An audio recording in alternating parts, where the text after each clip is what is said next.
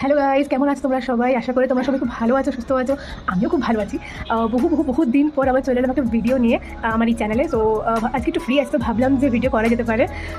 তো চলো আজকে কী করবো না করবো তোমাদের দেখাবো। বেসিক্যালি আজকে একটা রেসিপি করবো ফিশ কারি। তো চলো, এটা আমার সেকেন্ড বা থার্ড টাইম হবে ফিশ বানানো। তো চলো দেখতে থাকো আমার সাথে, লাস্ট পর্যন্ত আমার সাথে দেখতে থেকো আর দেখতে থাকো কী করছি না করছি। তো চলো রেজকো, এখন আমাকে যেতে হবে মার্কেটে আনতে। তো তোমরাও চলো আমার সাথে।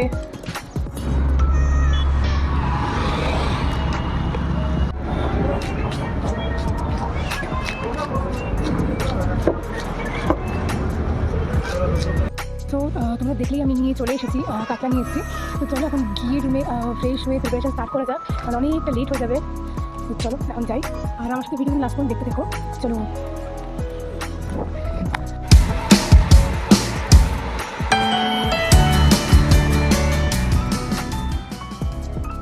দেখতেই পাচ্ছ ফার্স্ট অফ অল আমি মাছটাকে ভালো করে ধুয়ে নিয়েছি। ধোয়ার পর নুন, হলুদ আর এটা দিয়েছি। এটা বেসিক্যালি তোমার মাছ যখন ফ্রাই করবে তখন ফ্রাই করার সময় এটা তুমি উপর থেকে দিতে পারো, বা যখন তুমি ম্যারিনেট করবে তখন একবার দিতে পারো। ম্যারিনেট করার সময় দিয়েছি, মাছ যখন ফ্রাই করবো তখন আমি একবার একটা দিয়ে দেবো। তো চলো তাড়াতাড়ি এটাকে করে নিই, তারপর আরও কিছু কাজ ছেড়ে তারপরে প্রিপারেশনে স্টার্ট করে দেবো। দেখতে থাকো সাথে সাথে। এই যে আমার মাছ ম্যারিনেট করা কমপ্লিট। তো এবারে চপিংয়ে আমি যাবো, চপিংটা করে আসছি। আবার অনিয়ন ফ্লাওয়ার দিয়ে আমি এই রেসিপিটা করবো। সো আমি এগুলোকে ফার্স্টে আমি চপিং করে নিই, সব চপিং করার পর তোমাদের সামনে আবার আসছি।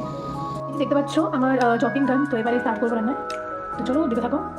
দেখো, মানে ফিশটা ভালো করে ফ্রাই করে নিয়েছি। তারপর চপিং করার পর এখানে পেঁয়াজ কালি, টমেটো, ক্যাপসিকাম, মির্চি আর আলু, এটাকে দিয়ে ভালো মতন ফ্রাই করে নিচ্ছি। ফ্রাই করার পর তারপর একদম যখন কারি হয়ে যাবে, কারির পর কিন্তু মাছগুলো তারপর দিয়ে দেবো।